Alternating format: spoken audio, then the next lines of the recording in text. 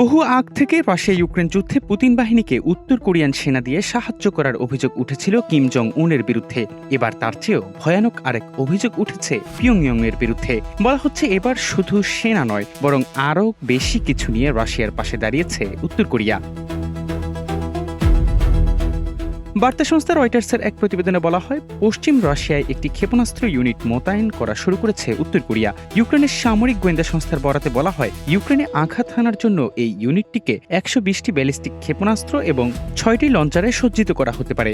ইউক্রেনের গোয়েন্দা অধিদপ্তরের প্রধান আন্দ্রিও চেরনিয়াক জানিয়েছেন, রাশিয়া এই ক্ষেপণাস্ত্র ইউনিটটিকে তাদের পশ্চিম রাশিয়ার ভোরেনেজ অঞ্চলের ১১২তম ক্ষেপণাস্ত্র ব্রিগেডের অধীনে ঘাঁটি গড়ার পরিকল্পনা করেছে, যেখানে প্রায় ৯০ জন উত্তর কোরীয় কর্মী থাকবে।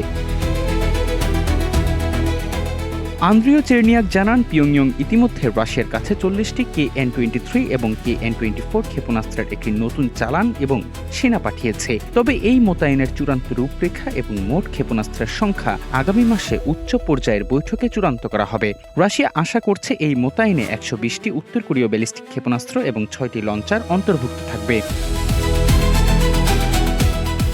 ইউক্রেনীয় সামরিক সূত্রগুলো বলছে, উত্তর কোরিয়ার KN-23 এবং KN-24 ক্ষেপণাস্ত্রগুলোর পাল্লা এবং বিস্ফোরক বহনের ক্ষমতা রাশিয়ার সমকক্ষ ইস্কান্দার ক্ষেপণাস্ত্রের চেয়ে বেশি, তবে এগুলো অনেক কম নিখুঁত। ফিলাডেলফিয়া ভিত্তিক think tank foreign policy research ইনস্টিটিউটের জ্যেষ্ঠ ফেলো রব লিভ জানান, উত্তর কোরিয়ার এই সম্পদগুলো কিয়েভের জন্য একটি বড় হুমকি। ব্যালিস্টিক ক্ষেপণাস্ত্র প্রতিরক্ষা হলো ইউক্রেনের সবচেয়ে বড় দুর্বলতাগুলোর একটি, তাই তারা যত বেশি ব্যালিস্টিক ক্ষেপণাস্ত্রের মুখোমুখি হবে, চ্যালেঞ্জ ততটাই বাড়বে।